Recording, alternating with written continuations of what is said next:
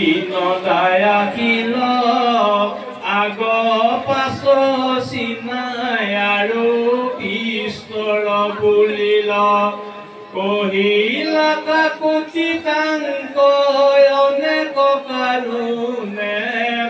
তথাপিও দৈৱকীক নেৰিল দাৰুণে পৰম দাৰুণ কংস ঘাতুক পৰাই দেখি বহুদেৱে দুনাই চিন্তিলাই উপায়ে যাবে বল বুদ্ধি থাকে চিৰ কৰি মন মৃত্যু কতৰিবে লাগি কৰিব যতন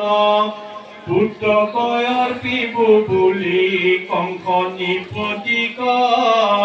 ইহাৰ হাতৰ এৰুৱাও দৈৱকীক